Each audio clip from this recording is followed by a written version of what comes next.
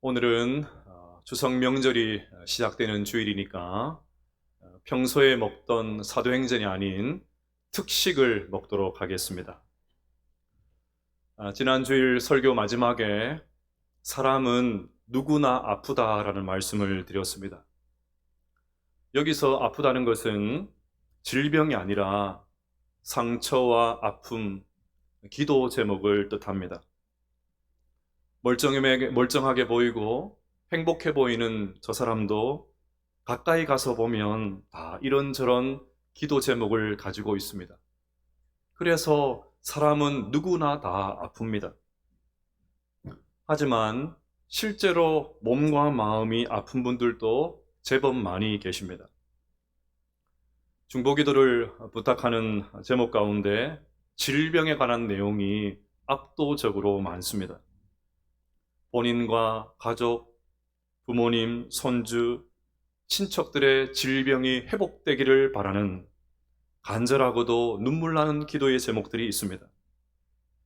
그 질병으로 인해서 명절이 마냥 즐겁지만은 않은 그런 분들도 계실 것입니다.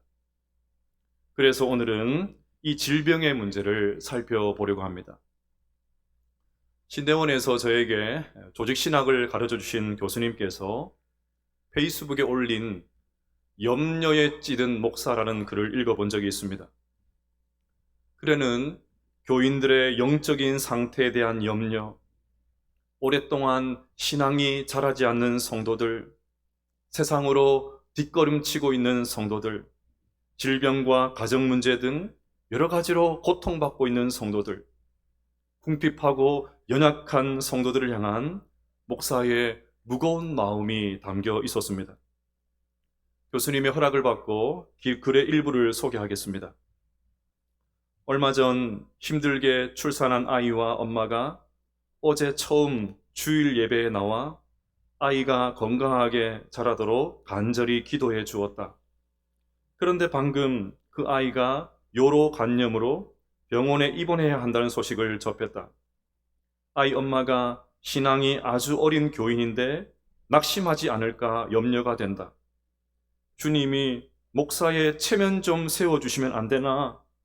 꼭 목사를 엿먹이시는 것 같은 기분이다. 어떤 사이비들은 환자에게 손만 대면 병이 낫는다는데 왜 이렇게 처절한 무능함으로 당신의 교회를 섬기게 하시는지 오늘 저녁은 좀 따지고 싶어진다.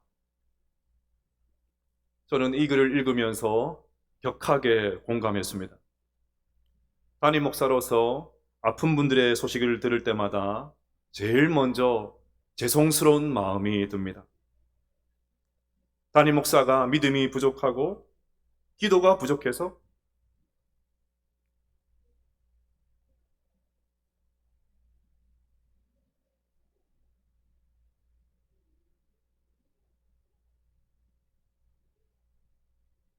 그래서 아픈 분들이 생기는 것 같아 무척 송구합니다. 그러니 그런 분들을 위해서 기도할 때는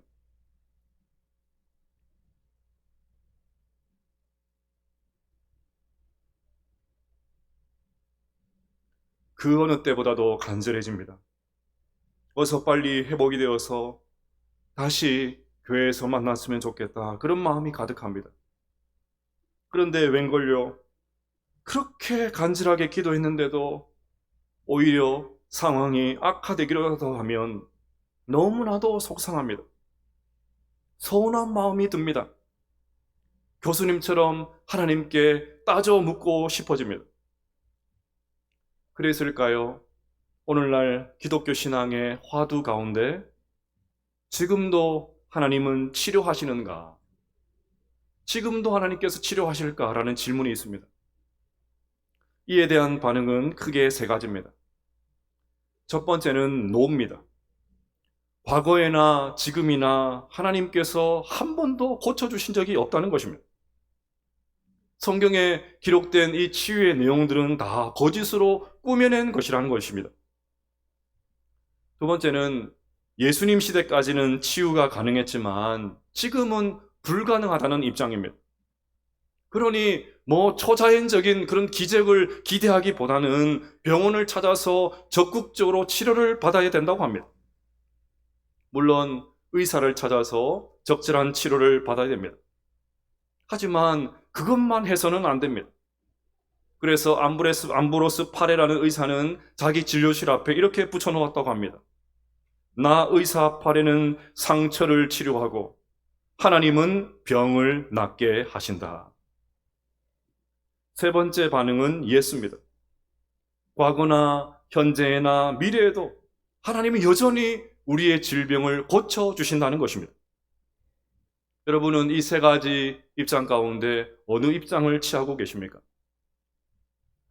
저는 구약에서 히스기야를 치료하셨던 그 하나님께서, 신약에서 수많은 병자를 고쳐주셨던 그 주님께서 지금도 미래에도 여전히 우리의 질병을 고쳐주시는 분인 줄로 믿습니다. 왜요?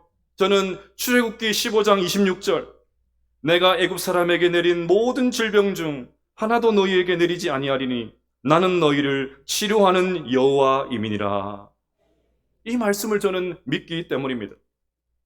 그래서 이 시간에도 병이 낫기를 위하여 서로 기도하라, 이 하나님의 말씀을 붙들고 지금도 여전히 치유의 역사가 일어난다, 그 믿음의 마음을 가지고 설교를 하려고 합니다. 그러니 설교를 듣는 가운데 우리의 질병이 깨끗하게 나음받는 역사가 일어나게 되시기를 주님의 이름으로 축복합니다. 본문으로 들어가기 전에 한 가지 해결해야 될 것이 있습니다. 우리는 흔히 치유라고 하면 대부분 몸이 아픈 것이 회복되는 것을 떠올립니다. 하지만 성경에서 말하는 치유는 전인적인 것입니다. 우리 자유에 계신 분들 한번 인사하도록 하겠습니다. 전인적인 치유가 있기를 축복합니다. 인사하시겠습니다. 전인적인 치유가 있기를 축복합니다. 아멘이십니까? 우리 가운데 몸은 불편하지 않지만 감정의 어려움을 겪는 분들이 계십니다. 그래서 우리는 감정의 치유가 필요합니다. 많은 사람들이 감정 조절에 실패를 합니다. 지금도 심심치 않게 일어나는 충격적인 사건의 원인도 결국 감정 조절을 실패해서 그런 것 아닙니까? 반항하고 비판하기 좋아하고 함부로 말하고 욕하고 욱하고 늘 삐딱하고 그런 분들이 있습니다. 아마 이 자리에도 감정의 치유가 필요한 분들이 계실 것입니다. 이 시간 주님께서 우리의 이 고장난 감정 센서를 고쳐주시기를 축복합니다.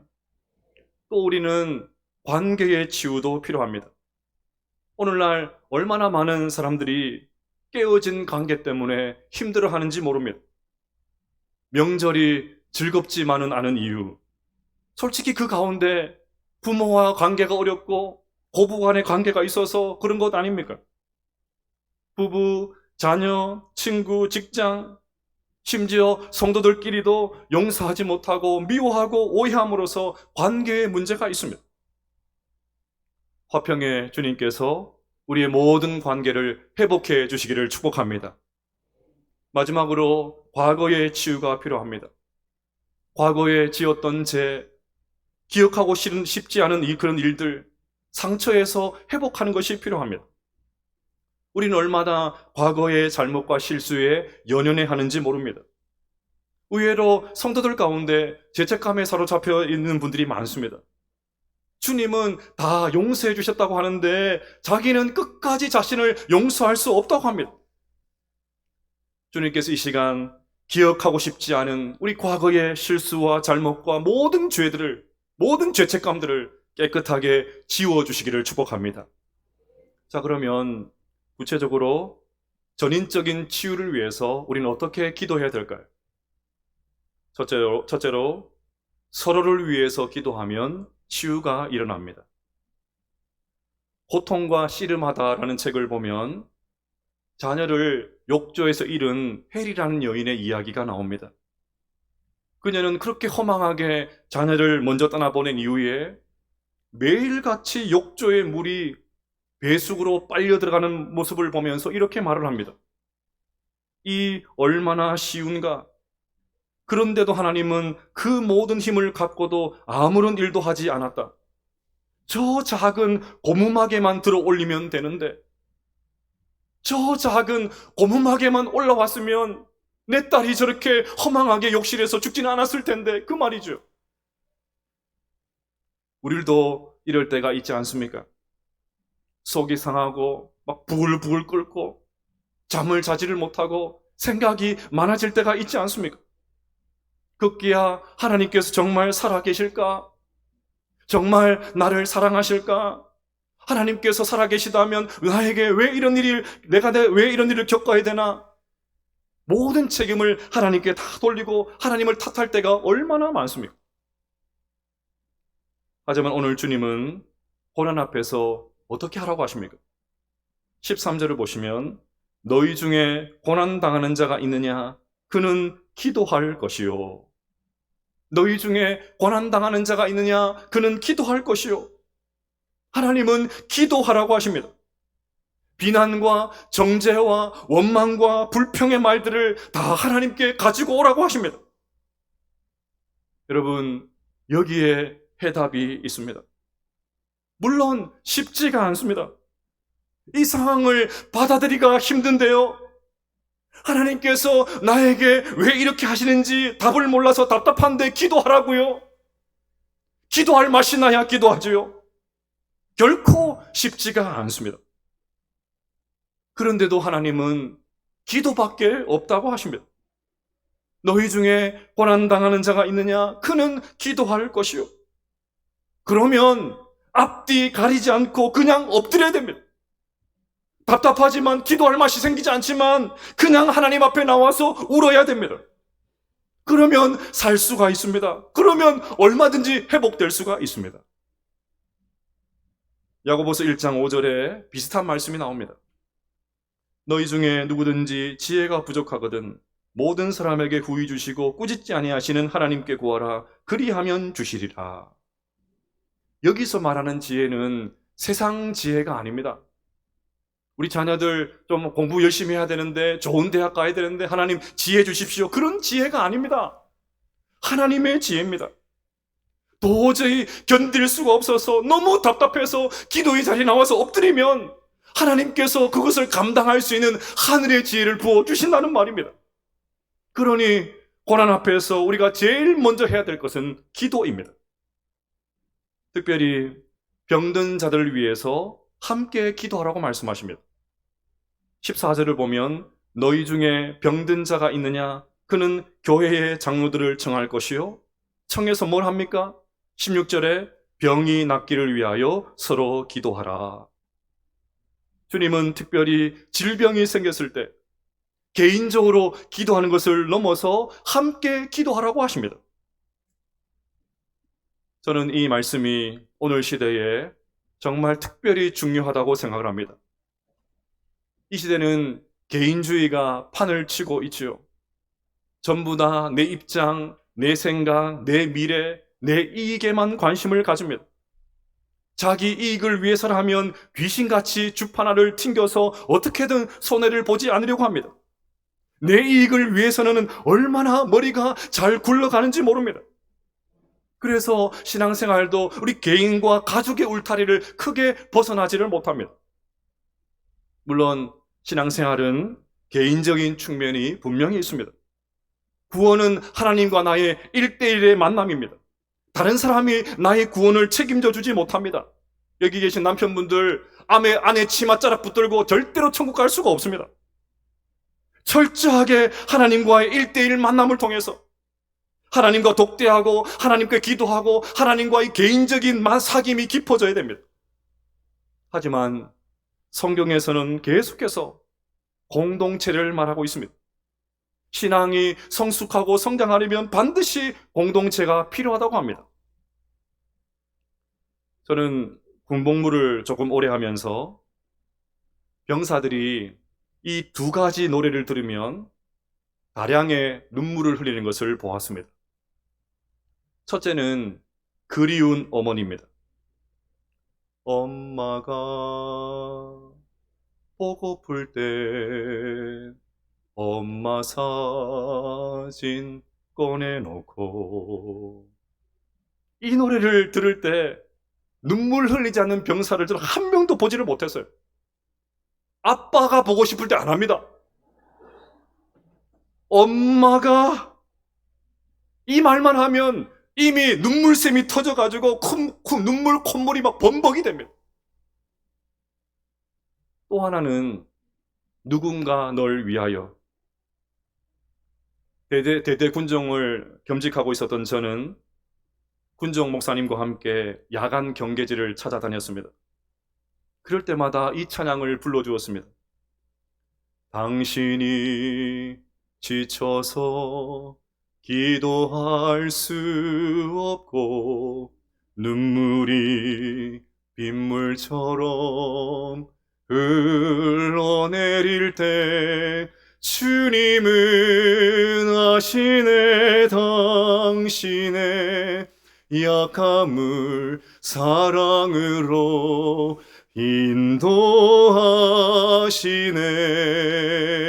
인도하시네. 누군가 널 위하여 누군가 기도하네. 내가 홀로 외로워서 마음이 무너질 때 누군가 널 위해 기도하네. 박수는 안 쳐도 됩니다. 이 곡을 들은 병사들은 누가 먼저랄 것도 없이 눈물을 흘렸습니다. 군에서의 외로움과 두려움에 그렇게 사무칠 때 저기 어디선가 나를 위해서 기도해주는 사람이 있다, 그 사실을 상기하는 것만으로도 그들은 힘을 얻었습니다. 지금 우리 가운데도 공고한 시간을 보내는 분들이 계십니다. 질병으로 힘든 시간을 보내는 분들도 계십니다. 공동체의 책임은 그들이 혼자가 아니라는 사실을 상기시켜 주는 것입니다. 당신을 위해서 기도하는 사람이 있다는 것을 보여주는 곳, 그것이 진짜 좋은 공동체입니다. 그러니 여러분, 적극적으로 여러분들의 어려움과 질병을 성도들에게 이야기하십시오. 기도 제목을 부탁하십시오. 우리 교회의 모든 구역이 자신의 아픔과 상처와 기도 제목을 기꺼이 내어놓고 서로를 위해서 간절하게 기도해주는 공동체가 될 수 있기를 바랍니다. 구역과 사역 부서에서 일로만 만나는 것이 아니라 영혼을 돌보는 관계가 되어서 함께 기도해 줄 수 있는 공동체가 될 수 있기를 바랍니다. 이렇게 서로를 위해서 함께 기도할 때 지금도 여전히 하나님의 치유의 역사가 일어나게 될 줄로 믿습니다. 둘째로, 회개하며 기도할 때 치유가 일어납니다. 앞서 살펴본 대로 병든 분들을 위해서 서로 기도하는 것 매우 중요합니다. 하지만 기도하는 것보다 더 중요한 것은 기도하는 사람. 기도하는 사람이 어떤 사람인가에 따라서 기도 응답이 달라집니다. 16절을 보십시오. 병 낫기를 위하여 서로 기도하기 전에 선행되어야 될 것이 있습니다. 너희 죄를 서로 고백하며. 너희 죄를 서로 고백하며. 기도하기 전에 우리의 죄를 먼저 고백해야 됩니다. 이렇게 말씀을 드리면 꼭 질병을 죄와 연관지어서 생각하는 분들이 있습니다. 이 병이 그냥 생겼을 리가 없지, 뭔가 죄를 지어서 하나님 앞에 부끄러운 짓을 했으니까 이런 몹쓸 병이 생겼지, 그렇게 생각을 합니다. 물론 성경을 보면 죄를 지어서 질병이 생기는 경우도 있습니다. 예수님께서 중풍병자를 고치신 다음에 이렇게 말씀하셨습니다. 내 죄 사함을 받았느니라. 하지만 질병이 반드시 죄의 결과는 아닙니다. 신실한 성도들도 얼마든지 중병에 걸릴 수가 있습니다. 얼마든지 암에도 걸립니다. 원치 않는 죽음을 맞기도 합니다. 대표적인 것이 사도 바울이지 않습니까? 여러분, 사도행전 강해를 통해서 보았듯이 바울과 같이 복음을 위해서 헌신한 사람이 누가 있습니까? 그런데 그런 그에게도 육체의 가시가 있었습니다. 질병으로 인해서 얼마나 많은 고생을 했는지 모릅니다. 따라서 질병은 죄의 결과다, 단정해서 말해서는 안 됩니다. 함부로 판단해서는 안 됩니다. 그렇지만 질병 앞에서 우리의 삶을 돌아보는 것은 영적으로 매우 유익합니다. 우리는 병에 걸리면 우리 자신을 돌아보게 됩니다. 특별히 믿음의 사람들은 더욱 그렇습니다. 그동안 하나님 앞에 부족했던 자신의 모습이 생각이 납니다. 하나님을 온전하게 신뢰하지 못했던 모습들이 막 떠오릅니다. 하나님, 질병 앞에 서 보니까 제대로 살한 줄 알았는데 아니었습니다. 이런저런 너무나도 많은 어려움들, 너무나도 많은 죄들이 생각납니다. 너무너무 부족한 사람이었습니다. 그 모든 것들이 생각이 나는 거예요. 그때 여러분, 생각에서 끝나면 안 됩니다. 그것들 생각나게 하시면 하나님 앞에 가지고 나와서 다 자백을 해야 돼요. 하나님 아버지, 이런 죄들이 생각이 났습니다. 주여 긍휼히 여겨 주시옵소서. 자백을 하셔야 돼요. 그러면 은혜의 관이 뚫립니다. 은혜의 폭포수가 흐르기를 시작합니다. 은혜의 장대비가 쏟아지기를 시작합니다. 여러분, 성도의 고백은 굉장한 능력이 있습니다. 자존심 내려놓고 계급장 다 떼놓고 정말 가난한 심령이 되어서 하나님 앞에 나와서 딱 나의 잘못을 시인하면 놀라운 속도로 병이 회복되기를 시작을 합니다.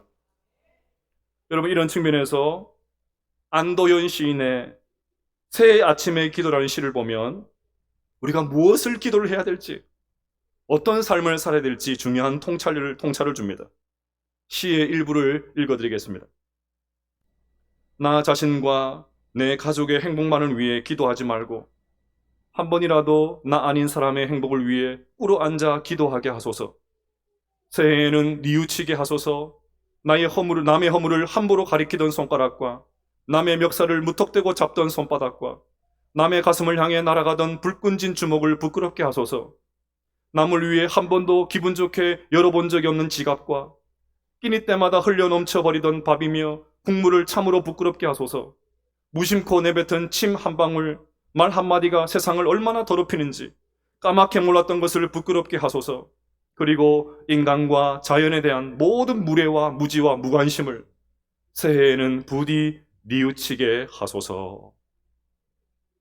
여러분, 크고 작은 질병이 생겼을 때 우리의 모습을 정직하게 대면하는 그 은혜가 있게 되시기를 바랍니다. 단순히 병만 낫는 것, 어떻게든 병만 나오면 된다, 그것만 생각하는 것이 아니라 하나님이 원하시는 모습으로 변화되는 회개의 역사가 우리 가운데 일어나게 되시기를 주님의 이름으로 축복합니다. 세 번째는 믿음으로 기도할 때 치유가 일어납니다. 우리 주변에는 오랜 시간 투병 생활을 하는 분들이 계십니다. 시간이 좀 지나면 차도가 좀 있어야 되는 것 아닙니까? 그런데 차도가 없어지면 그만 체념하는 마음이 생깁니다. 소망을 잃어버린 것입니다. 처음에는 소망도 있었고 믿음도 있었습니다. 그래서 간절히 기도하기도 했습니다. 그런데 차도가 없으면 점점 소망을 잃어버립니다. 나중에는 그만 자포자기해버립니다. 모든 것을 운명으로 받아들이고 에이, 될 대로 되라, 그렇게 포기해버립니다. 마음이 상하는 것입니다. 그래서 잠언 말씀이 중요합니다. 사람의 심령은 그의 병을 능히 이기려니와 심령이 상하면 그것을 누가 일으키겠느냐. 그러니 여러분, 우리는 절대로 소망을 잃어버리면 안 됩니다. 심령이 상하면 안 됩니다. 아무리 고통의 시간이 길어져도 끝까지 믿음으로 나가야 됩니다. 15절을 보십시오. 믿음의 기도는 병든 자를 구원하리니 주께서 그를 일으키시리라. 혹시 죄를 범하였을지라도 사하심을 받으리라. 그렇다면 구체적으로 믿음의 기도는 뭘까요? 오늘 본문에 힌트가 나옵니다. 우리 17절과 18절 말씀을 같이 한번 읽어보겠습니다. 시작. 엘리야는 우리와 성정이 같은 사람이로되 그가 비가 오지 않기를 간절히 기도한즉 3년 6개월 동안 땅에 비가 오지 아니하고 다시 기도하니 하늘이 비를 주고 땅이 열매를 맺었느니라. 아멘. 엘리야는 우리와 성정이 같은 사람이다. 지난 주간에도 살펴본 성정이라는 단어가 또 나왔죠. 엘리야는 우리와 똑같은 인간이라는 말입니다. 원망하고 낙심하고 좌절하는 우리와 똑같은 사람이라는 말입니다. 그런데 엘리야의 기도에는 뭔가 다른 것이 있었습니다. 엘리야는 한마디 기도를 해도 정말 간절하게 했습니다. 엘리야는 땅에 꿇어 엎드려서 기도했습니다. 얼굴을 무릎 사이에 집어넣었습니다. 기도에 야성이 있었습니다. 애끓는 심정. 그냥 기도하니까 형식적으로 나와서 몇 마디 툭 하는 게 아니고 한마디 기도를 해도 모든 마음을 담아서 하나님께서 반드시 이 일을 이루실 줄 믿습니다. 그 믿음의 마음을 가지고 기도했다는 거예요. 저는 이런 측면에서 최근에 이 한국교회의 기도가 지나치게 명상과 사귐의 측면으로 축소되는 것에 대한 우려를 가지고 있습니다. 한국교회 안에 기도를 그렇게 억척스럽게 할 필요가 있나? 하나님 기머거리도 아니고 그렇게 소리를 지를 필요가 있냐? 그런 주장들이 많이 들어왔습니다. 그래서 오늘 이 엘리야가 하나님 앞에 하는 기도는 고상하지도 않고 지성적이지도 않은 아주 수준이 낮은 기도로 취급을 해버립니다. 고상하고 품격 있는 신앙생활을 하기 위해서는 이런 적극적인 기도는 가능한 멀리 해야 된다. 그저 단순하게 묵상하고 하나님과 교제해야 된다. 그렇게 말을 합니다. 물론 저는 이런 주장에 많은 부분 동의합니다. 자신의 이기적인 욕망을 성취하기 위해서 하는 기도, 그건 결단코 기도가 아니죠. 이런 기도는 교회 말고 다른 종교에 가도 얼마든지 그런 기도는 있습니다. 하지만 아무리 그렇다고 해도 저는 적극적인 기도를 포기할 수가 없습니다. 여러분, 우리가 아무리 하나님의 자녀라고 해도, 아무리 천국 백성으로 이 땅에 살고 있다 해도 우리는 여전히 이 땅에 발을 딛고 살고 있습니다. 자식을 키우면서 살기 위해서 몸부림을 칩니다. 직장과 일터에서 온갖 어려움을 당합니다. 관계의 어려움도 있습니다.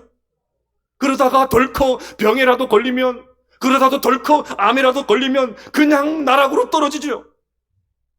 그러니 이런 실존적인 문제 앞에서 이 어려움을 해결하기 위해서 기도하는 것, 이 실존의 문제를 해결하기 위해서 간절하게 소리 지르러 기도하는 것, 뭐가 잘못된 것입니까? 누가 이런 기도를 불경한 기도다? 누가 이런 기도를 수준이 낮은 기도다? 누가 그런 말을 할 수가 있습니까? 저는 하나님께서 우리의 이런 팍팍한 현실을 묵살하고 무시한다고 생각하지 않습니다. 오히려 성경은 우리의 적극적인 기도를 듣고 마음을 바꾸시는 하나님을 기록해 놓고 있습니다. 사랑하는 여러분, 하나님은 지금도 우리의 간절한 기도를 듣고 싶어 하시는 줄로 믿습니다.